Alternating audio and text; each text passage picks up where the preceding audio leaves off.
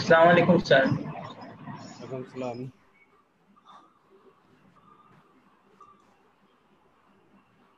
শোনা যাচ্ছে আমাকে? Yes, sir.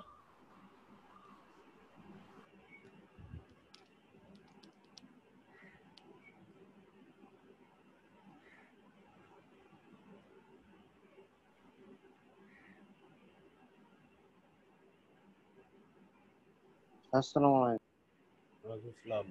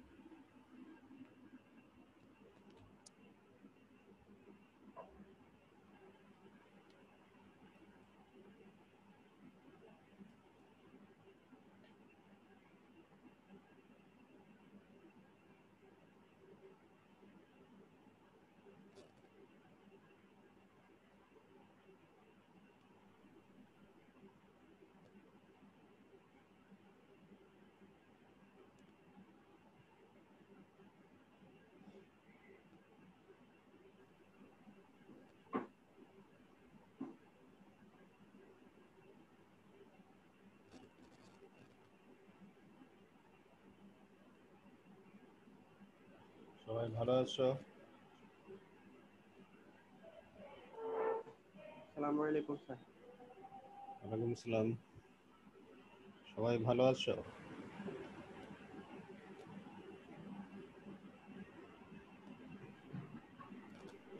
জি স্যার, ভালো আছি স্যার।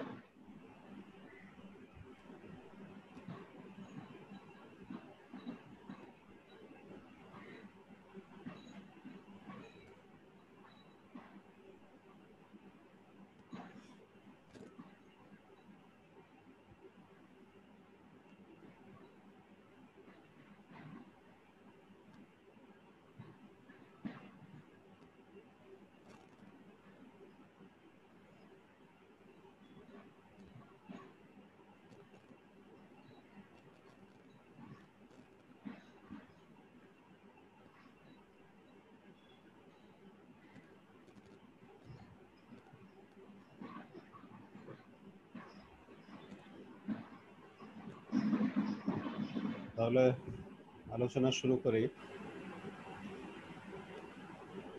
আমাদের পরীক্ষা হবে জানো তো? এমসিকিউ পরীক্ষা হবে জানো? জি স্যার। এই পরীক্ষার সিলেবাস বইতে লেখা আছে। তাতে হিসাব বিজ্ঞানের সিলেবাস হচ্ছে তোমার খতিয়ান চ্যাপ্টার আর নকশানবন্দি চ্যাপ্টার। দেখেছো? জি স্যার। সিলেবাস বইতে যে খতিয়ান আর নকশান বহি লেখা আছে দেখেছো তো? জি স্যার। যেহেতু স্যার, আমাদের কি পরীক্ষার আগে বন্ধ থাকবে স্যার? পরীক্ষার আগে নোটিশ দেখবা, স্যার, তাহলে পেয়ে যাবা। গ্রুপে নোটিশ আছে, সেখানে কয়দিন বন্ধ থাকবে ক্লাস, কবে থেকে শুরু হবে এগুলো উল্লেখ আছে। ক্লিয়ার? জি স্যার। আজকে আমরা যেহেতু তোমার এমসিকিউ পরীক্ষা হবে তো, এই জন্য এই 2 চ্যাপ্টারের এমসিকিউ নিয়ে আলোচনা করব। যেহেতু এমসিকিউ পরীক্ষা হবে, এই জন্য 2 চ্যাপ্টারের এমসিকিউ নিয়ে আলোচনা হবে।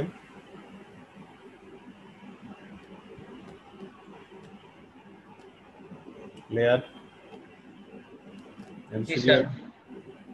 এর মধ্যে বইয়ের ভিতরে যা লেখা আছে এমসিকিউ এর জন্য সব ঠিকঠাকভাবে পড়া লাগবে।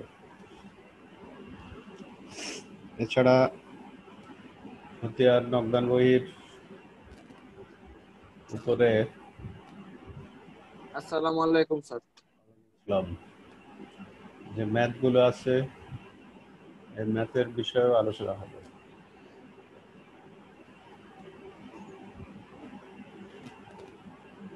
ম্যাথের বিষয়ে আলোচনা হবে, এটা খেয়াল রাখতে হবে। যেমন তোমার আসসালামু আলাইকুম স্যার। এখানে এমসিকিউ এর উপর আলোচনা হবে, কারণ পরীক্ষা যেহেতু এমসিকিউ হবে। তো পেনিয়াল জি স্যার। দেখতে পাচ্ছ কিছু? হ্যাঁ স্যার, দেখতে পাচ্ছি স্যার। প্রথমে কি লেখা আছে? এক, কোনটি থেকে সামগ্রিক ফলাফল জানা সম্ভব নয়? জাবেদা। ঠিক আছে। জাবেদা থেকে সামগ্রিক ফলাফল জানা সম্ভব না, কারণ জাবেদায় শুধু ডেবিট ক্রেডিট নির্ণয় করেই রেখে দেওয়া হয়। জাবেদা থেকে আয় কত হয়েছে, তোমার ব্যয় কত, লাভ কত, এগুলো জানা সম্ভব না। তারপরে বলা হলো কোনগুলি খতিয়ানের বৈশিষ্ট্য। খতিয়ানের মধ্যে শিরোনাম থাকে, চলমান জেদ থাকে, এই জন্য বলা হয় এগুলো খতিয়ানের বৈশিষ্ট্য। শিরোনাম থাকে, আবার চলমান জেদ থাকে। খতিয়ান থেকে কি জানা সম্ভব হয়? মোট আয় জানা সম্ভব হয়, মোট ব্যয় জানা সম্ভব হয় এবং মোট সম্পদ জানা সম্ভব হয়। মোট আয় মানে তুমি বিক্রয় করে কত টাকা পেয়েছো, এটা বিক্রয় হিসাব থেকে জানা যায়। মোট ব্যয়, ব্যয় হিসাবে যোগফলগুলো যদি উদ্বৃত্ত নির্ণয় করো, উদ্বৃত্তগুলোর যোগফল যদি বের করো, বেতন হিসাব, ভাড়া হিসাব, মজুরি হিসাবের যোগফল, তখনই মোট ব্যয় হয়ে যাবে। মোট সম্পদও জানা যাবে, কারণ তুমি কলকবজা হিসাব, যন্ত্রপাতি হিসাব, নগদান হিসাব, এগুলোর মনে করো যোগফল নির্ণয় করলাম, তখনই মোট সম্পদও জেনে যাবে। কোনটি হিসাবের রাজা? খতিয়ান হচ্ছে হিসাবের রাজা, কারণ খতিয়ানের মাধ্যমে উদ্বৃত্তগুলো জানা সম্ভব হয়। খতিয়ান থেকে উদ্বৃত্তগুলো জানা সম্ভব হয়। যে মানুষের কি জানা সম্ভব হয়? মানুষের জানা সম্ভব হয় যে কত টাকা লাভ হয়েছে, কত টাকা ক্ষতি হয়েছে। এই কত এর উত্তর দিচ্ছে কে? কত এর উত্তর দিচ্ছে খতিয়ান, তাই না? কোনটি জাবেদা থেকে বেশি গুরুত্বপূর্ণ? এগুলো পরীক্ষায় তোমাদের অপশান সহ থাকবে। আগের যে পদ্ধতিতে পরীক্ষা দিয়েছো সে পদ্ধতিতেই হবে। আগে যেমন কলেজ নম্বর লিখেছো, শ্রেণী 9 সেকশন বি লিখেছো না? জি স্যার। জি স্যার। জি স্যার, লিখছি স্যার। তারপর একটা ফোন নাম্বার দিতে হয়। এইভাবে সবকিছু ফিল আপ করার পর সাবমিট করলে তোমার কোশ্চেন চলে আসবে। কোশ্চেনের সঠিক উত্তর আবার ফিল আপ করবা। সঠিক উত্তর ফিল আপ করার পর আবার সাবমিট করতে হবে। ওই একই পদ্ধতিতে পরীক্ষা হবে। পেনিয়াল, তোর মাইক থেকে আওয়াজ আসতেছে। তারপর বলা হচ্ছে কোনটি সহায়ক বই। সহায়ক বইয়ের মধ্যে কি করা হচ্ছে? জাবেদা হচ্ছে সহায়ক বই, মানে জাবেদা খতিয়ান প্রস্তুতে সহায়তা করে, এই জন্য জাবেদাকে বলা হয় সহায়ক বই। খতিয়ান প্রস্তুতকরণের প্রথম ধাপ হচ্ছে পোস্টিং। খতিয়ান প্রস্তুতকরণের প্রথম ধাপ পোস্টিং। পোস্টিং মানে ওই যে তুমি জাবেদা দেখে দেখে নির্দিষ্ট হিসাবের ঘরে নিয়ে আসতেছো প্রথমে, যে জাবেদা আছে আসপত্র ডেবিট, নকদান ক্রেডিট, তখন আসপত্র হিসাবে ডেবিটে নিয়ে আসতেছে না টাকা, এটাকে বলে Yes, sir. এটাকে বলে পোস্টিং। আবার নকদান হিসাবে ক্রেডিটে নিয়ে যাচ্ছ টাকা, এটাকে বলতেছে পোস্টিং। কোনগুলি সহকারী খতিয়ান? সহকারী খতিয়ান হচ্ছে পাওনাদার এবং দেনাদার হিসাব। পাওনাদার এবং দেনাদার হিসাবকেই বলা হবে সহকারী খতিয়ান। পাওনাদার আর কি হিসাব? দেনাদার হিসাবকে বলা হবে সহকারী খতিয়ান।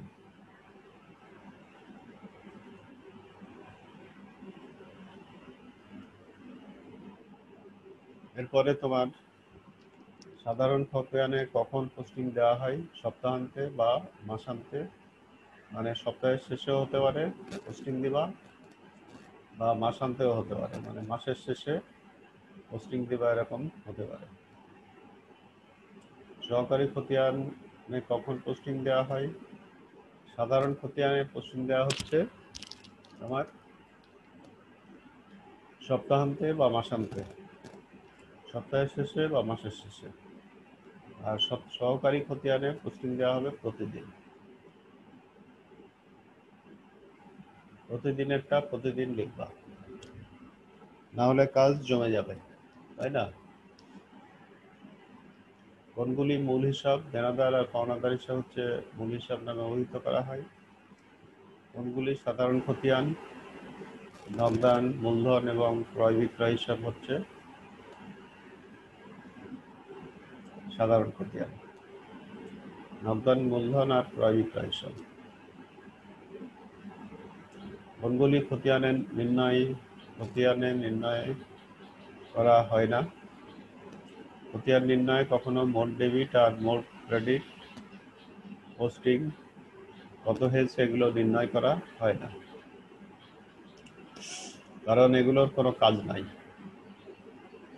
মোট ডেবিট আর মোট ক্রেডিট, কত টাকা পোস্টিং হয়েছে, কত টাকা তুমি জাবেদা থেকে দিয়ে আসলা, এটা নির্ণয় হয় না। কোন যোগফলের কোনো ব্যবহার নেই? মোট ডেবিট এবং মোট ক্রেডিট পোস্টিংয়ের যোগফলের কোনো ব্যবহার নেই। সিডি এবং সিএফ কখন নির্ণয় করা হয়? সময়ের শেষ তারিখে। সময়ের শেষ তারিখ বলতে বোঝাচ্ছে যদি মার্চ মাসের অঙ্ক হয় তাহলে এটা পোস্টিং করবা মার্চের 31 তারিখে সিডি বা সিএফ। সিডি বা সিএফ লিখবা মার্চের 31 তারিখে।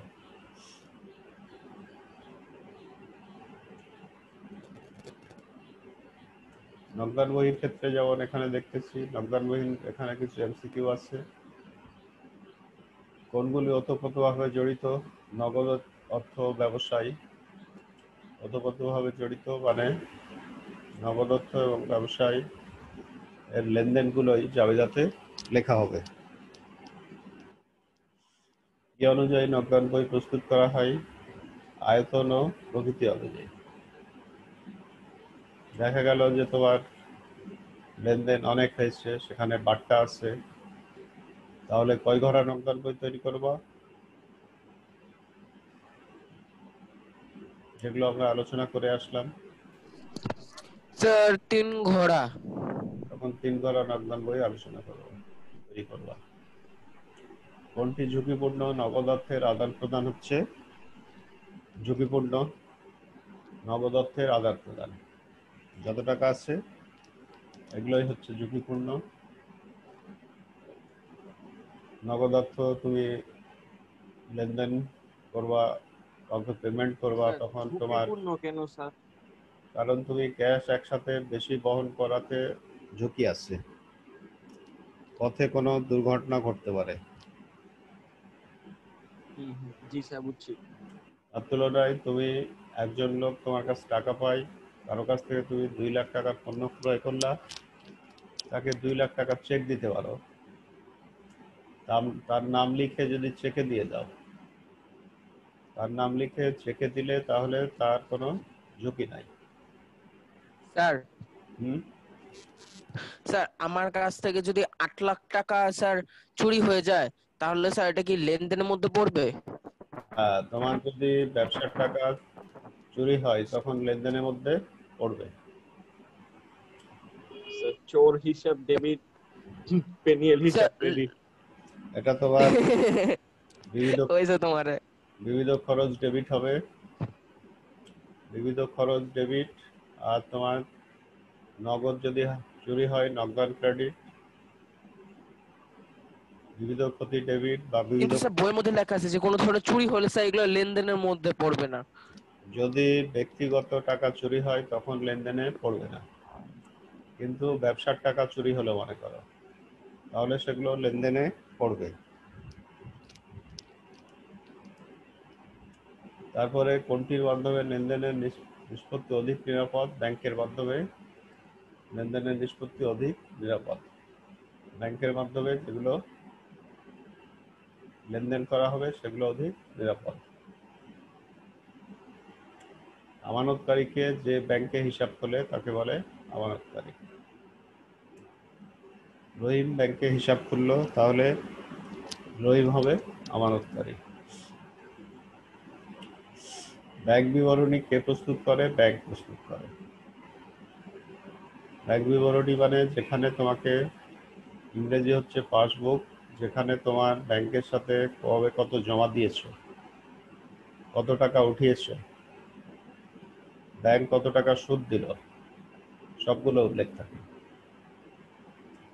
ব্যাংক বিবরণী কিভাবে প্রস্তুত করা হয়? কম্পিউটারাইজ পদ্ধতিতে ব্যাংক বিবরণী প্রস্তুত করা হয়, হাতে লেখা হয় না, প্রোগ্রামিং করা আছে। তুমি যখন চেক নিয়ে যাচ্ছ, চেকের সাইন ওরা মিলিয়ে দেখবে ঠিক আছে কিনা, সাইন মিলিয়ে দেখে তোমাকে টাকা দিবে। প্রোগ্রামিং করা আছে, তুমি কত উঠালা সেটা লেখা থাকবে। তারপর ওই টাকার উপরে তোমাকে সবকিছু রেকর্ড রাখবে তারা, এবং কোনো কোনো ক্ষেত্রে তোমার টাকা উঠালে তোমার মোবাইলে SMS চলে আসবে যে তুমি কত টাকা উঠালা। কোনটি মিলকরণ বিবরণী? ব্যাংক সমন্বয় বিবরণী হচ্ছে মিলকরণ বিবরণী। ব্যাংক সমন্বয় বিবরণী হচ্ছে মিলকরণ বিবরণী। বার্তা প্রাপ্তি ও প্রদান কোথায় লিপিবদ্ধ করা হয় না? একধারা নগদান বইতে লিপিবদ্ধ করা হয় না। বার্তা প্রাপ্তি ও প্রদান কোথায় লিপিবদ্ধ করা হয় না? একধারা নগদান বইতে লিপিবদ্ধ করা হয় না, কারণ এক ঘরের ভিতরে কি ঘর থাকে?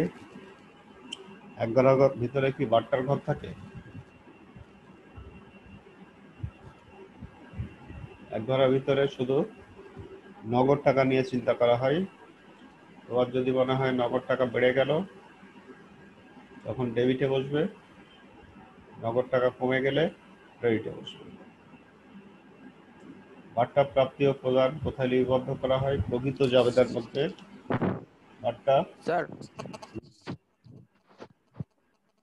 হলো স্যার এক ঘর নগদান বইতে স্যার নগদেরটা নির্ভর করবে না sir?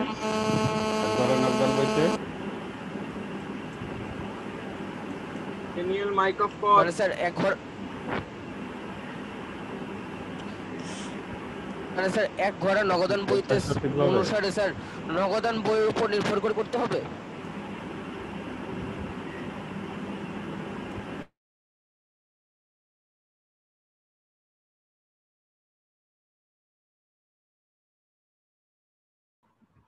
Sir mute sir. Hello. Sir has muted himself because an sound was coming from his mic. হ্যাঁ কেউ রিটেন শেষ করছো? না রে ভাই, তোরা দিলে না আমি শেষ করব। তুই বাংলা শেষ করছস? বাংলাটা আমার দে, বাংলা 1। মানে তাহলে এভাবে আমাদের অপশন সহ থাকবে। শুনতে পাচ্ছ আমাকে? Voice Yes, sir. Yes, sir, sir, yes, sir. শুনতে পাচ্ছি স্যার। Clear. এখানে বার্তা প্রাপ্তি ও প্রদান কোথায় লিপিবদ্ধ করা হয় না? প্রকৃত জাবেদায় Okay, এক ঘর নগদান বইয়ে। কোথায় লিপিবদ্ধ হয়? এটা হচ্ছে প্রকৃত জাবেদায়, কারণ প্রকৃত জাবেদায় বার্তা সংক্রান্ত লেনদেন লিপিবদ্ধ করা হয়। কোনটি অধিক প্রচলিত ও তথ্যবহুল দুতরফা দাখিলা নগদান বই হচ্ছে অধিক প্রচলিত এবং তথ্যবহুল, কারণ সেখানে নগদ টাকার পরিমাণ জানতে পারবা, ব্যাংকের টাকার পরিমাণ জানতে পারবা, কাদের কাছ থেকে টাকা পাওয়া গেল তা জানতে পারবা।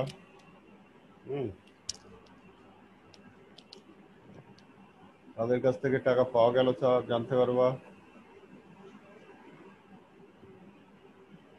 ডিটেলস জানা যাবে। এই জন্য বলতেছে যে দুই ঘরা নগদান বই হচ্ছে অধিক প্রচলিত এবং তথ্যবহুল। ব্যাংকের ক্রেডিট উদ্বৃত্ত দ্বারা কি বোঝায়?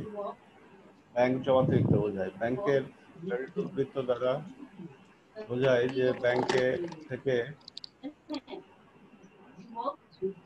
তুমি কত টাকা ঋণ নিয়েছো এটা বোঝাবে।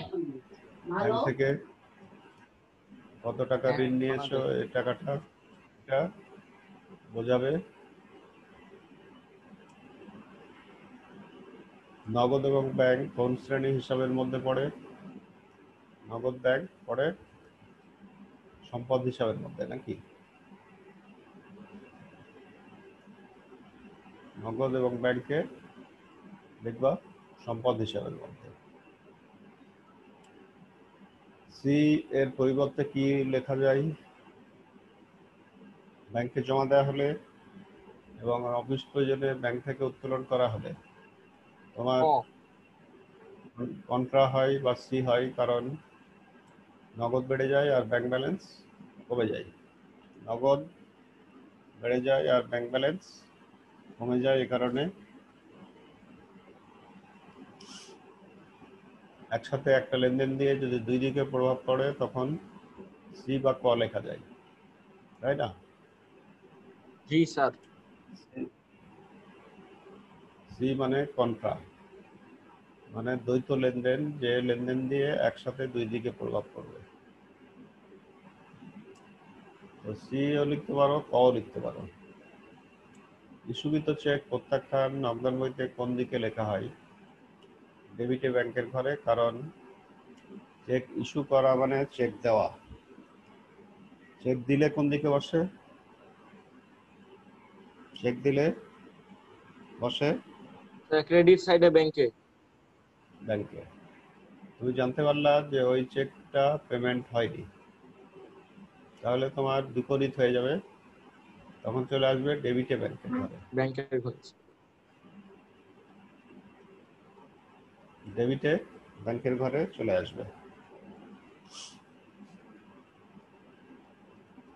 প্রাপ্ত চেক তৃতীয় পক্ষকে হস্তান্তর নগদান বইতে কোন দিকে বসে? মানে তুমি কারো কাছ থেকে চেক পেয়েছো, পেয়ে আবার আরেকজনকে দিয়ে দিলা, এক্ষেত্রে নগদান বইতে উভয় দিকে বসে। এটা কি কন্ট্রা না স্যার ব্যাপারটা? কিন্তু ব্যাপারটা কন্ট্রা না, কারণ এখানে দুইটা লেনদেন আছে। একটা কারো কাছ থেকে চেক পেয়েছো, এটা একটা লেনদেন, আর তৃতীয় পক্ষকে হস্তান্তর করলা, এটা আরেকটা লেনদেন। এখানে এটা কন্ট্রা বলা যাবে না। কন্ট্রা বলা যাবে যদি একটি লেনদেন দিয়ে দুই দিকে প্রভাব পড়ে। কন্ট্রা লেনদেন, কন্ট্রা লেনদেন হচ্ছে একমাত্র তোমার ব্যাংকে জমা দেওয়া হলো, তখন ব্যাংক ব্যালেন্স বেড়ে যাবে আর নগদ টাকার পরিমাণ কমে যাবে, এটা একটা কন্ট্রা লেনদেন। আর অফিস প্রয়োজনে তুমি ব্যাংক থেকে উত্তোলন করলা, তখন নগদ বেড়ে যাবে আর ব্যাংক ব্যালেন্স কমে যাবে, তখন এটা আরেকটা কন্ট্রা লেনদেন।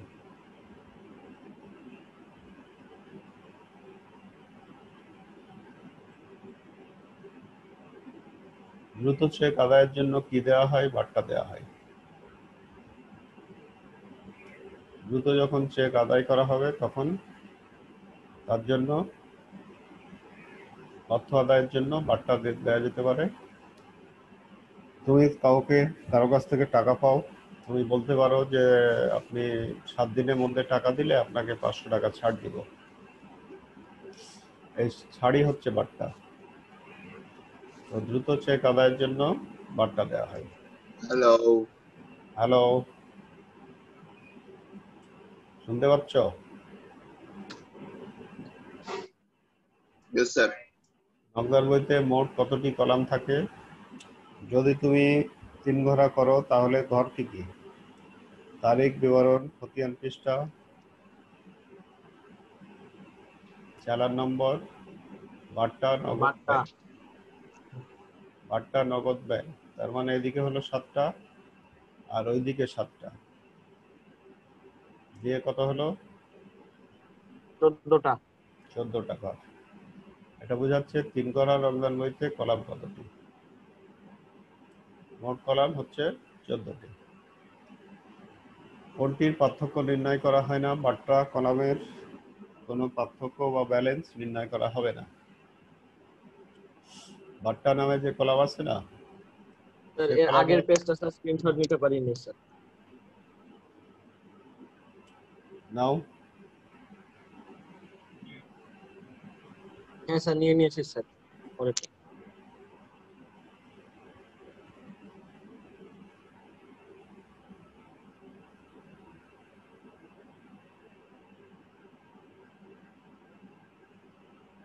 হ্যাঁ স্যার নিয়ে নিয়েছি স্যার, বলতে থাকুন। তো বার্তা হিসাবের পার্থক্য নির্ণয় করা হয় না। বার্তা যে ঘর সেখানে শুধু যোগফল বসে যাবে, কিন্তু নকদান ঘর আর ব্যাংক ঘরের কি হয়?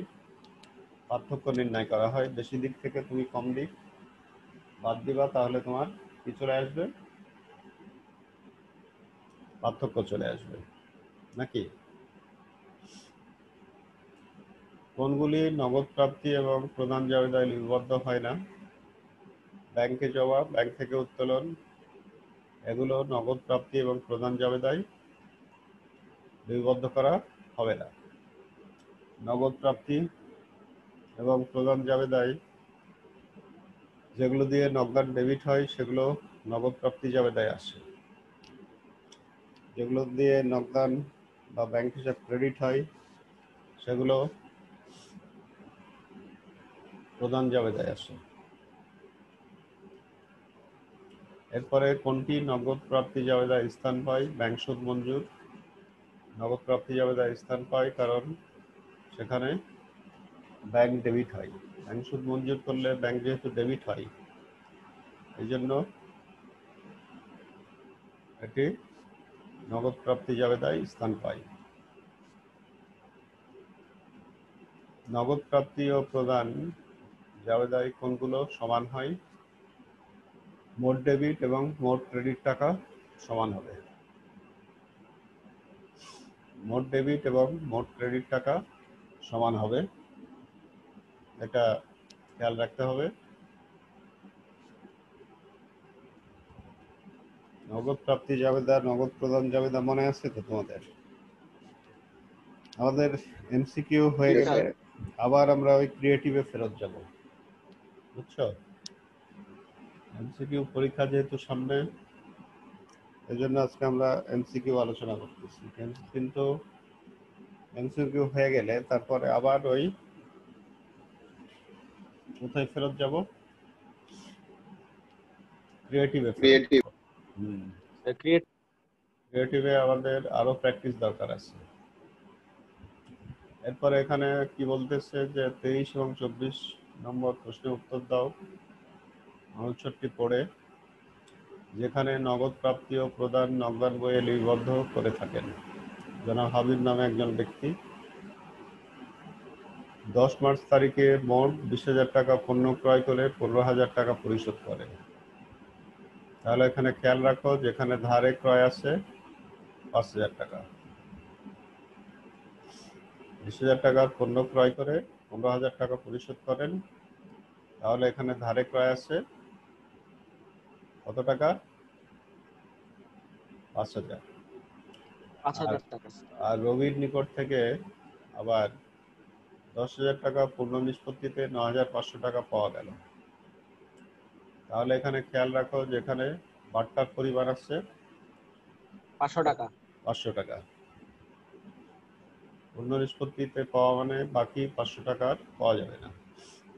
জনাব হাবিবের প্রকৃত দেনার পরিমাণ কত? 5,000 টাকা। কারণ ক্রয় করে সে 5,000 টাকা পরিশোধ করেনি, তাহলে তার দেনা হয়ে আছে এখন 5,000 টাকা। 28 তারিখের লেনদেনটি জনাব হাবিবের লিপিবদ্ধ করা উচিত। এখানে যেহেতু পরিশোধ করছে,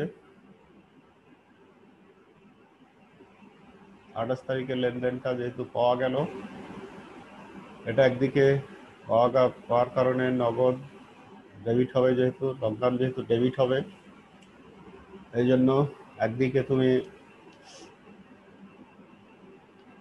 নগদ প্রাপ্তি জাবেদায় লিখবা, আবার এখানে যেহেতু বাট্টা সহ লেনদেন আছে এই জন্য 3 ঘোড়া নকদান বইয়ের মধ্যেও লিখবা।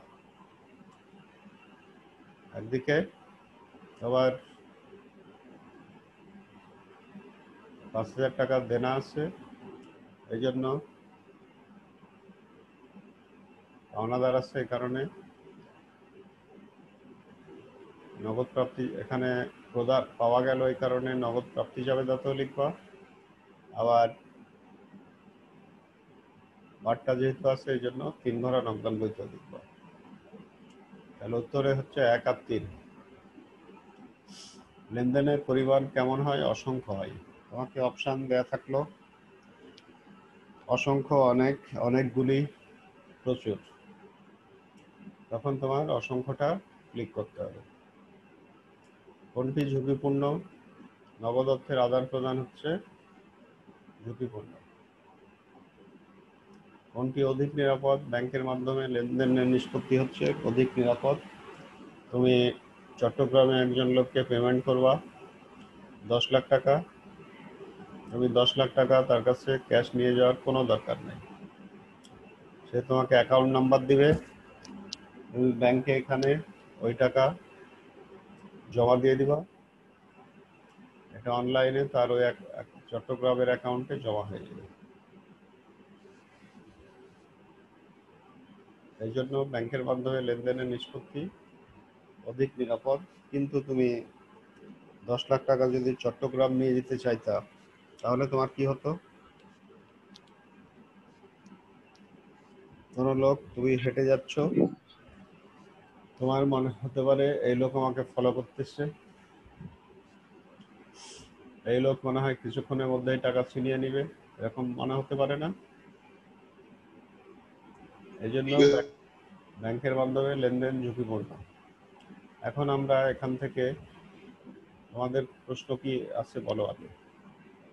বয়েজ, আমরা যে আলোচনা করলাম এতক্ষণ, এখান থেকে তোমাদের কি প্রশ্ন আছে? কোথায়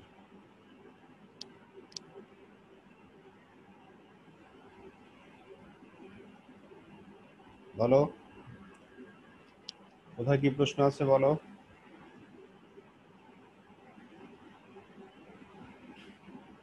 আছে কারো প্রশ্ন আছে?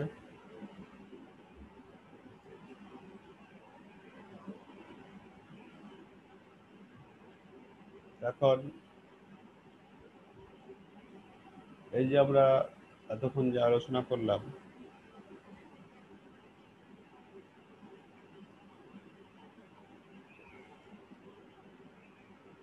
আরিয়ান সত্তার, শুনতে পাচ্ছ? Yes, sir. Yes, sir. যখন আমাদের তো আর পরীক্ষা এরকম হুবহু আসবে না, তাই না? এগুলো ল্যাঙ্গুয়েজ Yes, sir. চেঞ্জ হয়ে আসবে মনে করো। তা তোমাকে জি স্যার। যখন বলা হবে 10 তারিখের লেনদেনের জাবেদাটি, যেখানে 10 তারিখের যে লেনদেন দেখতে পাচ্ছ, জি স্যার, মার্চ 10 তারিখ। তার সঠিক জাবেদা কোনটি? তখন তুমি কোনটাতে ক্লিক করবা? যেখানে কোন জাবেদা লেখা? স্যার সংশোধন জাবেদা। বলা হলো, স্যার সংশোধন করার কথা বললেন না আপনি, শোনো, ভুলটা। জি স্যার। তোমাকে বললো 10 তারিখের লেনদেনের প্রকৃত জাবেদা কি? প্রকৃত জাবেদা কি? Okay sir. স্যার আমি বলবো না, আপনি অপশন দেওয়ার পর বলবো। বলো তুমি। স্যার স্যার ক্রয় হিসাব 20,000 টাকা, তারপরে স্যার হচ্ছে নগদান হিসাব 15,000 টাকা, আর স্যার পাওনাদার হিসাব 5,000 টাকা। ঠিক আছে, ক্রয়, এখানে তোমার ব্যয়ের কারণে ক্রয় ডেবিট হচ্ছে, তাই না? জি এরপর স্যার। এখানে পেমেন্ট করা হলো 15,000 নগদান ক্রেডিট, আর স্যার পাওনাদার ক্রেডিট। পাওনাদার ক্রেডিট।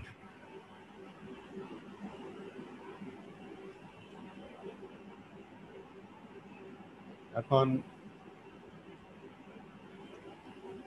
তাসিন খান শুনতেছ? হ্যালো, তাসিন খান কি শুনতে পাচ্ছ? Hello,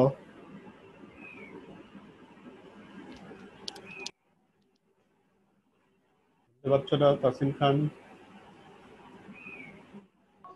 I think he is sleeping.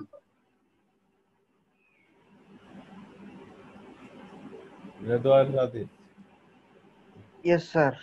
তোমাকে এই একই ধরনের প্রশ্ন দিয়ে বলা হলো খতিয়ানে ক্রয় হিসাবের উদ্বৃত্ত কত হবে, তার উত্তর কি বলবা? একই ধরনের, প্রশ্নটা কোনটা? এই যে 23-24 দেখতে পাচ্ছ না? জি স্যার। 23-24 নম্বর প্রশ্নের উত্তর দাও। একই ধরনের উদ্দীপক দিয়ে বলা হলো যে ক্রয় হিসাবের উদ্বৃত্ত কত হবে, তার উত্তর কি হবে?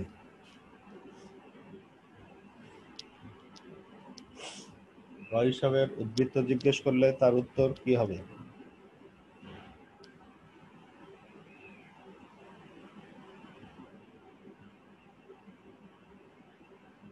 বলো।